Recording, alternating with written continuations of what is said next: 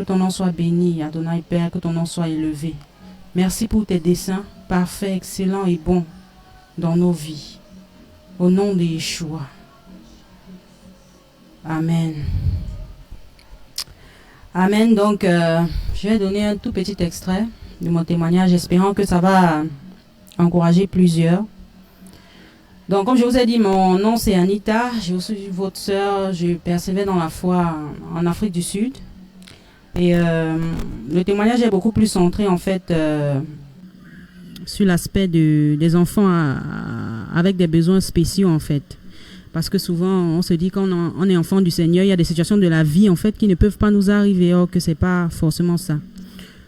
Donc moi j'ai une fille qui a été diagnostiquée avec l'autisme, donc je vais juste donner un peu mon témoignage et rendre vraiment toute la gloire au Seigneur parce que c'est lui en fait qui sait tout. Donc on est en 2018, je suis enceinte de ma fille et à ma 32e semaine en fait de grossesse, je vais à ma rencontre chez le gynéco normal comme d'habitude. Et là on me détecte en fait avec la préclampsie, c'est-à-dire ma tension, je pense qu'elle faisait 18 et puis 100 quelque chose, alors que la norme c'est 12 en fait, 12-13. Et donc là le médecin, mon gynéco me dit non. Je vais pas te laisser rentrer à la maison. En fait, en plus, tu as les protéines dans l'urine. Et donc, ça peut vouloir dire que certains de tes organes peuvent être affectés et tout ça, machin. Donc, je me retrouve à l'hôpital. Et étant quelqu'un qui n'est pas très souvent tombé malade depuis ma jeunesse, c'est vraiment bizarre, quoi. Là, je suis vraiment confuse. En fait, c'est arrivé tellement soudainement parce que je n'avais jamais eu, en fait, des problèmes de tension dans ma vie. Donc là, je me retrouve à l'hôpital, je me dis, Seigneur, qu'est-ce qui m'arrive? Et il faut dire quand même que quelques temps avant, j'avais vécu une situation en fait où le Seigneur m'enseignait sur la croix. Donc avant que tout ceci n'arrive. C'était quelques mois après, peut-être 2 ou 3 mois, quelques mois avant, pardon. Peut-être 2 ou 3 mois avant. Il y avait un couple au milieu de nous en fait en assemblée. Et ce couple-là, on était quand même un peu proches. Et ils ont perdu leur fils. Donc pour moi, ça a été vraiment une situation assez douloureuse parce qu'on était quand même proches. Je savais en fait la situation que le couple vivait. C'était un couple qui essayait de se battre et tout. Et donc après, quand ils ont perdu leur enfant est né. Après, on a découvert à l'enfant une maladie incurable en fait. Et ça a été vraiment un choc pour moi. Et c'est comme ça qu'après quelques temps, l'enfant est parti. Ça m'a vraiment, mais vraiment déchiré le cœur. Et je me rappelle le soir là, quand on m'a annoncé la nouvelle, je me suis dit, Seigneur, comment tu peux faire des choses comme ça? Oui, c'est vrai que tes dessins sont bons et tout, mais c'est quoi qu'il y a bon en fait dans ce que tu es en train de faire à ce couple? Et là, carrément, j'entends la voix du Seigneur me répondre et me dire, bah, et tu vas faire quoi? Un peu comme si le Seigneur me confrontait en fait. Et donc là, j'étais seule, hein, mais je me suis retrouvée tellement en colère. Je me dis, Seigneur, ça c'est quoi? Mais comment tu peux agir comme ça? Et puis, 1001 idées passent dans ma tête. Je me dis, mais la foi là même, ça sert à quoi? En tout cas, c'est mes pensées en fait au-dedans de moi qui se bousculent. Bah, ça sert à quoi de croire au Seigneur? Tu essayes de le craindre, tu essayes de te sanctifier, mais regarde comment il répaye le couple là, machin. Et là, je suis en train de réfléchir dans ma tête. Je me dis, non, ça vaut pas la peine. La foi, ça vaut pas la peine et tout. Et après, au milieu de toutes les pensées, je me dis, mais mieux seulement je rentre dans le monde et tout ça, machin. Et puis après, je me demande, mais même si je rentre dans le monde, qu'est-ce que je vais faire dans le monde? Et là, la question commence à vraiment monter dans ma tête. Je me dis, ouais, c'est vrai en plus. Si je rentre dans le monde, qu'est-ce que je vais faire dans le monde et tout? En fait, je me rendais compte que le monde, je n'avais plus la nature du monde. Ça devait être trop difficile de rentrer. Et là, la parole, en fait, que Pierre avait dit au Seigneur est tout simplement montée dans mon cœur. Je me suis retrouvée en train de dire, ah Seigneur, que pourrais-je faire? C'est toi, en fait, qui as les paroles de la vie. Et là, le Seigneur a commencé à m'enseigner, en fait, sur la croix, sur ses desseins, en fait, dans la vie d'un homme. Et le Seigneur me dira, vous avez très mal compris, en fait. Vous avez très mal compris le message de la croix. Vous avez très mal compris ce que c'est que de laisser mes desseins s'accomplir dans vos vies. Souvent, vous priez, vous chantez, vous dites, en tant que mes enfants, vous dites, Seigneur, viens, que ta volonté soit faite, voilà, que ta volonté soit faite dans ma vie, comme elle est faite au ciel et tout, machin. Mais on ne comprend pas, on ne réalise pas, en fait, on ne pèse pas le poids de nos mots. Le Seigneur va me prendre un exemple, il me dit, ma fille, imagine un peu si, en tant que mon enfant, il y a une personne que j'ai envie de sauver, mais la personne s'endurcit. Et moi, je me dis, non, je vais envoyer la personne là à l'hôpital, donc je vais permettre qu'elle ait une maladie, elle va aller à l'hôpital. Et puis toi, parce que je veux qu'au travers de toi sauver cette personne, et plusieurs autres. Toi aussi, je te rends malade et puis vous vous retrouvez dans l'hôpital ensemble. Imagine, peut-être tu es malade là 10 ans. Et pendant ces 10 années, tu es seulement à l'hôpital. Et puis tu prêches ma parole à toutes celles dont j'avais prévu le salut, de recevoir le salut à l'hôpital. Et là, déjà, quand le Seigneur me parle comme ça, je me dis, non, Seigneur, c'est pas possible. Comment est-ce que ton enfant, j'ai commencé à dire les paroles, non, c'est pas tes maîtres sûrs que nous sommes sauvés. Le Seigneur me dit non. Et imagine même qu'à la fin, là, après les 10 ans, je te guéris même pas, je te reprends avec moi. Je dis, Seigneur, non. Ça, c'est quel genre de vie, ça, c'est quel genre de pensée. Et là, en fait, le Seigneur a vraiment commencé à m'apprendre, à m'enseigner, en fait, sur ce que c'est que s'abandonner à lui et laisser, en fait, ses desseins parfaits s'accomplir dans nos vies. Et donc, c'est à la suite de tout ça, quelques mois après, donc, je me retrouve justement dans l'épisode avec ma fille, avec ma grossesse où on m'a hospitalisée. Et donc, je pense que c'est arrivé un mercredi ou un mardi. Et puis là, le lendemain, le médecin me dit non, on n'arrive pas à stabiliser ta tension, le taux de protéines ne fait qu'augmenter dans l'urine, donc là, on va t'opérer. J'ai dit, Seigneur, ça c'est quoi? Donc en fait, il m'explique que là, il faut qu'on enlève le placenta et tout, et donc enlever le placenta veut dire enlever l'enfant, pour sauvegarder aussi toi tes organes, sinon ça devient dangereux et tout. Oh Seigneur. Et donc là, je me retrouve dans un bloc opératoire, l'enfant naît, elle avait, il faut dire quand même que ce jour-là, il y avait une atmosphère, mais vraiment étrange, très étrange, dans le bloc opératoire. J'étais avec mon mari. Et voilà, on m'opère, on enlève l'enfant. C'était une fille. Et elle avait 1,6 kg. Et on sait tous, hein, après l'enfant descend. Donc, elle quittait de 1,6 quand elle était née à 1,2 kg. Elle était, mais vraiment petite, quoi. Ça me faisait tellement peur. Et comme si ça ne suffisait pas, en fait. Quand l'enfant est né, il y avait une atmosphère bizarre. Et là, quand l'enfant naît, l'enfant crie. Comme c'est la norme, en fait. Et après, quand l'enfant crie, on me présente l'enfant. Et après, l'enfant arrête de crier. Et là, je peux tout de suite voir. Je suis toujours sur le bloc opératoire. Là, la pédiatre à qui on avait confié l'enfant, je vois, elle commence un peu à paniquer quand même. Et j'ai quand même entendu sa voix. Elle disait à l'infirmière avec elle, mais pourquoi l'enfant là arrête de crier? Pourquoi l'enfant là arrête de crier? Et voilà l'enfant qui sort pour qu'on l'amène en fait dans l'autre salle.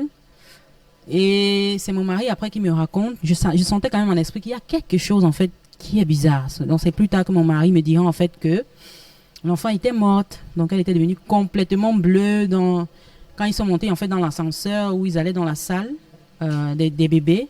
L'enfant était bleu, l'enfant ne répondait plus. L'infirmière à côté, la pédiatre essayait de la ranimer. L'infirmière à côté, les larmes coulaient même déjà et tout. Et puis quand l'enfant est rentré dans la salle où on l'amenait, subitement, comme ça, elle a repris le souffle, elle a commencé encore à crier. C'était vraiment difficile, mais un moment difficile de ma vie. Et c'était une période vraiment particulièrement difficile pour moi et mon mari. Parce que là, tu te retrouves, c'est ton premier enfant et tout, donc tu es complètement déboussolé. Et l'enfant a fait 1 mois en soins intensifs, avec toutes sortes de machines branchées ici. En fait, quand on regardait l'enfant, on ne voyait que des machines. Et c'était vraiment, vraiment très douloureux. C'était une époque de notre vie vraiment très difficile, en fait. Il y a des jours, je me souviens, avec mon mari, j'allais à l'hôpital, en fait, tous les jours. J'allais le matin, je rentrais le soir parce que je n'étais pas autorisée à passer une nuit là. Et il y a des jours, avec mon mari, on se regardait seulement, on pleurait, quoi. On se disait, ouf, les larmes seulement. C'était compliqué. Tu es à la maison.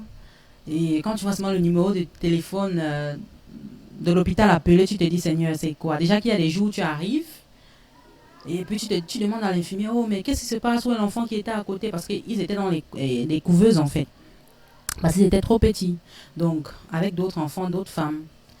Et là, quand je demande à l'infirmière, mais où est l'enfant qui était à côté? Et tout, elle me dit, non, il est mort la nuit. Tu te dis, Seigneur, ça c'est quoi? Ça, c'est quelle histoire? Donc, ce qui fait que quand tu es à la maison, quand tu vois seulement le numéro de l'hôpital appelé, tu te dis, Seigneur, qu'est-ce qui se passe? Qu'est-ce qu'on va me dire? Machin. C'était un moment vraiment d'angoisse. Mais la vérité, c'est qu'au milieu de tout ça, à cause, en fait, de la parole que le Seigneur m'avait donnée avant, au milieu de tout ça, oui, je pleurais et tout ça, machin, mais Je n'avais jamais demandé au Seigneur pourquoi. À cause de l'épisode qui s'était passé en fait 2 mois ou 3 mois avant, où le Seigneur m'avait enseigné sur la croix. Parce qu'après ça, quand il m'avait enseigné, je lui ai dit, Seigneur, je ne vais plus jamais te demander pourquoi de toute ma vie. Donc là, au milieu de tout ça, de l'épreuve, oui, je versais beaucoup de larmes et tout. Mais jamais je n'avais demandé au Seigneur pourquoi. Je lui ai dit, Seigneur, en tout cas, que tes desseins s'accomplissent. Que tu prennes l'enfant, que tu laisses l'enfant, en tout cas. Ou ce que tu as prévu là, que ça se passe seulement jusqu'à la fin. C'est ça qui m'importe en fait. Parce que j'ai foi que même si mes yeux ne voient pas qu'est-ce qu'il y a de bon dans ça, par la foi, je sais que tu es mon Père. Tes plans sont parfaits et excellents. Et donc, à la fin, 1 mois, l'enfant est sorti de l'hôpital. Et par la grâce du Seigneur, elle a grandi et tout.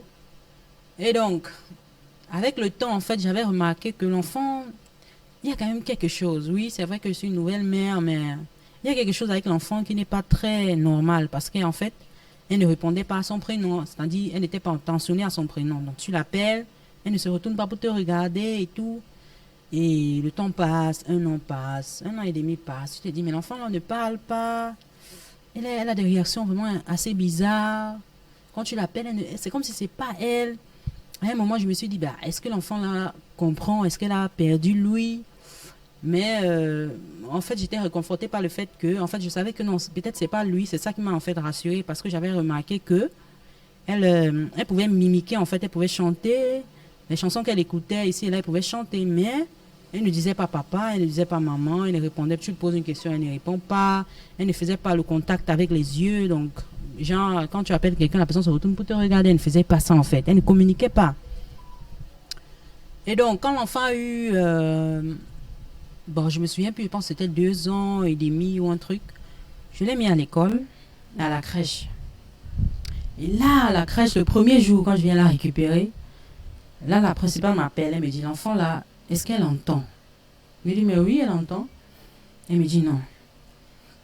Toute la journée, on a essayé de l'appeler. Tous les noms que tu as écrits là, qui sont son acte de naissance, on l'appelle, elle ne se tourne pas. Qu'est-ce qui se passe? Je dis, non, elle est seulement comme ça et tout. Et puis c'est passé. Quelques semaines après, on me convoque. Oh non, l'enfant, je ne comprends pas. En fait, ça, c'est la principale de l'école. Je ne comprends pas ce qui se passe avec l'enfant et tout. L'enfant grimpe, l'enfant n'écoute pas qu'on lui parle, l'enfant est dans tous les sens. Et je lui ai demandé, bon, vous avez l'expérience, qu'est-ce que vous pensez? Elle m'a dit, pour être honnête avec toi, il faut aller voir un thérapeute. Là, je me dis, Seigneur, il faut savoir que je suis originaire quand même du Cameroun et quand on dit thérapie, honnêtement, tu as l'impression, bah, là, on parle déjà de folie ou un truc. Et donc là, je me suis dit, non, non, non, c'est pas possible. Comment on peut me dire que l'enfant est folle et tout? Bah, j'ai négligé, quoi. J'ai quand même gardé ça comme une femme. Vous savez, nous, les femmes, souvent, on garde des choses derrière notre tête, là. On s'est dit, bon, ça passe, mais ça reste quand même. Quelque temps après, l'enfant tombe malade, on se retrouve chez un médecin. Et dès que je suis seulement arrivée, en fait, à l'hôpital avec l'enfant, en fait, dans le bureau du médecin avec l'enfant, ça n'a pas fait 2 minutes. Elle me dit, l'enfant là, il faut aller l'amener chez un thérapeute. Je me dis, ah Seigneur, ça c'est encore quelle histoire de thérapie. Mais au moins le jour là, elle a mentionné les types de thérapie qu'elle pensait. Donc, il y avait bon, la thérapie de langue pour apprendre l'enfant à parler. Il y a une autre thérapie, bon, je ne connais pas trop le nom en français, mais en anglais, ça se dit occupational therapist. Bon, excusez-moi, je ne connais pas trop la traduction de ça en français en fait. Et donc, quand le médecin m'a dit ça, je suis rentrée, j'ai parlé à mon mari, puis j'ai commencé à faire des recherches. J'ai commencé à me dire, recherchons un peu sur la base de ce que le médecin m'a dit, c'est quoi, c'est la thérapie des langues et tout. Et en faisant des recherches, en fait, j'ai commencé à beaucoup lire. Et là, je tombe sur l'autisme, en fait. Et donc, du coup, quand je tombe sur l'autisme, je ne fais que faire des recherches creusées.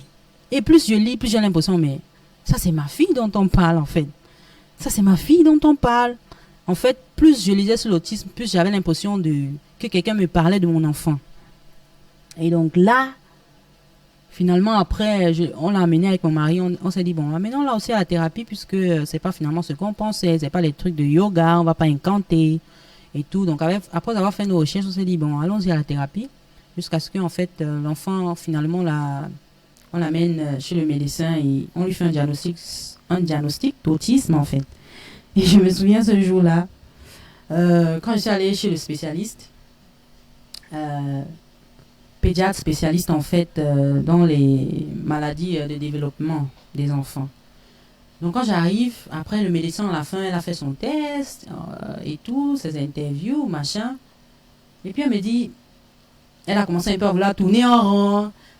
Tu sais, machin, tous les enfants ne sont pas pareils. En fait, j'ai vu qu'elle essayait un peu de tourner pour que je ne sois pas trop brusquée. Et puis c'est moi-même qui lui ai dit, maman, je sais que l'enfant a l'autisme. Elle me regarde. Oh, elle est étonnée, elle dit, oh, est-ce que tu sais ce que c'est que l'autisme? Je dis, oui, j'ai fait mes recherches et tout. Elle est étonnée. Elle me dit, non, normalement, la plupart des mamans, quand elles sont là, dès qu'on leur dit la phrase là, elles pleurent. Je lui ai dit, ça là, j'ai déjà pleuré il y a 2 mois. Quand le Seigneur, à travers les recherches, m'avait clairement montré que l'enfant, là, en fait, c'est ça son truc. J'ai pleuré, mais sans me plaindre. Et puis j'ai dit, Seigneur, en tout cas, c'est toi qui sais. Et le médecin a commencé à me donner des recommandations et tout. Et ce n'est pas une route facile. Aujourd'hui, ma fille, elle a 5 ans. Elle aura 6 ans en fin d'année. Et ce n'est pas un truc facile, en fait, d'élever un enfant autisme. Il faut beaucoup de patience. Mais en même temps, en fait, le Seigneur, il te donne ce dont tu as besoin. Mais d'abord, il faut vraiment t'appuyer sur lui. Et moi, au milieu de tout ça, il y a l'enseignement que le Seigneur m'avait donné sur la croix. Mais il y a aussi une parole qui me venait, qui m'est toujours venue, même quand il y a des temps d'angoisse, même quand souvent l'émotion veut remonter, en disant, oh, ton enfant, qu'est-ce qui va se passer? Parce que c'est généralement ça que beaucoup de mamans, en fait, subissent. Moi, ça a été mon cas. Tu te demandes, ah, Seigneur, qu'est-ce qui va se passer de cet enfant? Qu'est-ce qui va se passer? Comment sera son avenir? Et là, ça devient comme un gros poids dans le cœur. Tu te dis, Seigneur, qu'est-ce l'enfant là? C'est comment, machin? Et en tant que maman, en fait, c'est une charge. Et moi, au milieu de tout ça, pour que je ne bascule pas dans la dépression et tout, il y a une parole, en tout cas, qui m'est toujours venue. C'est dans Romains 8, Romains chapitre 8, le verset 28. La parole dit, mais nous savons aussi que toute chose concourt au bien de ceux qui aiment Elohim, de ceux qui sont appelés selon son dessein. Et moi, c'est la parole, en fait, qui me fait toujours me dire, Seigneur, même si je ne vois pas le bien dans ce que je suis en train de vivre, oui, Seigneur, c'est difficile d'élever l'enfant là. C'est difficile souvent de comprendre. Je ne comprends pas qu'est-ce qui va se passer, comment sera son futur, comment sera son demain. Je ne sais pas. Mais je sais une chose, c'est que ce que tu me permets de vivre avec l'enfant et ce que tu permets à cet enfant de vivre, ça concourt à son bien, ça concourt à mon bien en fait. Et c'est là où je puise toute ma force et je me dis, ah, dans la parole du Seigneur en fait, principalement ce verset-là, je me dis, pas à la fois, mes yeux ne voient pas, je ne sais pas qu'est-ce qu'il y a de bon. C'est très difficile d'élever un enfant autiste, mais très, très, très difficile. Et des fois, avec les yeux physiques, tu te dis, mais Seigneur, il y a quoi de bon dans ça? C'est difficile que l'enfant souvent comprenne, c'est difficile, c'est machin et tout. Mais je me dis pas à la fois, ça ce sont mes yeux physiques, je ne vois pas, mais pas à la fois. Parce que je sais que tu es mon Père, parce que je sais que tes plans et tes projets sont bons, parfaits pour ma vie, parce que je sais que tes desseins, ce n'est pas pour me faire du mal en fait, c'est pour me faire du bien, c'est pour m'amener la paix, c'est pour me bâtir, et pas seulement pour moi, même aussi pour l'enfant, parce que c'est important qu'on le sache, c'est nos enfants, oui, mais le Seigneur nous les a comme empruntés en fait, pour que, au travers de nous, ils fassent un travail dans la vie de nos enfants, et après, eux aussi vont prendre leur route. Voilà pourquoi au ciel, il n'y a pas, ça c'est mon fils, ça c'est ma fille, il n'y a pas ça, c'est mon mari. En fait, on est tous frères et sœurs. C'est-à-dire, nos enfants, là, demain au ciel, on va se retrouver, on est frères et sœurs. Et donc là, cette parole, en fait, m'a transformée, m'a changé. Et je me suis dit, Seigneur, ma prière a été, Seigneur, que tes desseins se fassent. Si tes desseins, là, c'est guérir complètement l'enfant pour ta gloire. Amen. Si tes desseins, là, c'est laisser l'enfant, là, comme ça. En tout cas, que tout ce que tu veux, quand tu as créé l'enfant, là, comme ça, là, que tout ce que tu voulais qu'il s'accomplisse dans sa vie. En fait, c'est ça mon désir. Donc là, mes prières beaucoup plus étaient dans le sens, Seigneur, quand tu m'as donné cet enfant, qu'est-ce que tu attends de moi?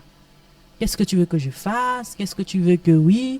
Et c'est un peu ça, quoi. Et c'est ça, en fait, qui me donne la force de continuer avec l'enfant, de persévérer. Aujourd'hui, l'enfant, comme je disais, elle a 5 ans. En fin d'année, elle va prendre 6. Et bon, avec la grâce du Seigneur, elle parle quand même un peu.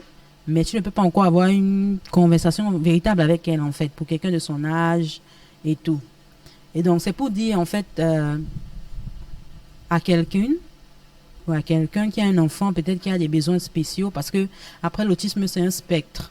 C'est-à-dire que l'enfant peut se retrouver n'importe où sur le spectre, en fait. Ça peut être élevé, le taux d'autisme, en fait, dans l'enfant, ou bien, bref, la position de l'enfant dans le spectre peut être élevée ou encore bas.